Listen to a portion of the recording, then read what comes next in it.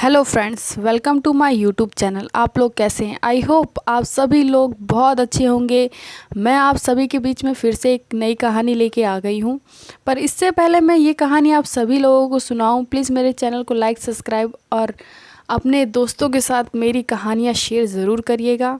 तो चलते हैं, आज की कहानी सुनेंगे कि आज की कहानी से हमें क्या शिक्षा मिलने वाली है और किस चीज़ के लिए ये कहानी थी।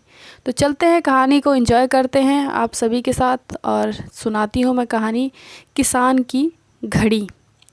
एक बार एक किसान की घड़ी कहीं खो गई।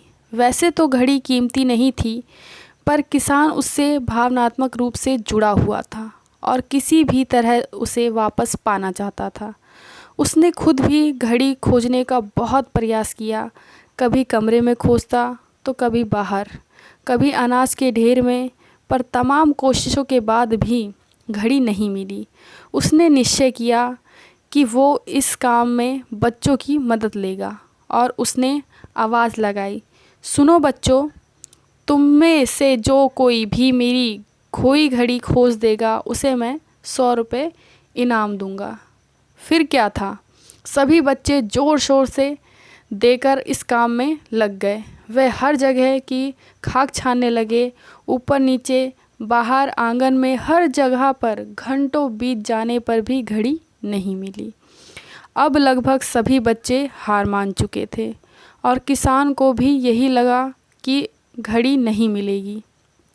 तभी एक लड़का उसके पास आया और बोला, काका, मुझे एक मौका दीजिए, पर इस बार ये काम अकेले ही करना चाहूँगा।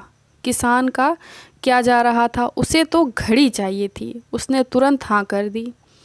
लड़का एक एक करके घर के कमरों में जाने लगा और जब वह किसान के शयन कक्ष से निकला तो घड़ी उसके हाथ में थी।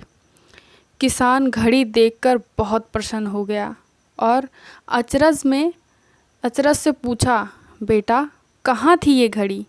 और जहाँ हम सभी असफल हो गए, तुमने इसे कैसे ढूंढ निकाला? लड़का बोला, काका, मैंने कुछ नहीं किया, बस मैं कमरे में गया और चुपचाप बैठ गया और घड़ी की आवाज़ पर ध्यान केंद्रित करने लगा। कमरे में शांति होने के कारण मुझे घड़ी की टिक टिक सुनाई दे गई, जिससे मैंने उसकी दिशा का अंदाज़ा लगा लिया और अलमारी के पीछे गिरी ये घड़ी खोज निकाली। तो फ्रेंड, इस कहानी का जो उद्देश्य है वो है, जिस तरह कमरे की शांति घड़ी ढूंढने में मददगार साबित हुई, उसी प्रकार मन की शांति हमें लाइफ की ज़रूरी चीज़ें समझने में मददगार होती हैं।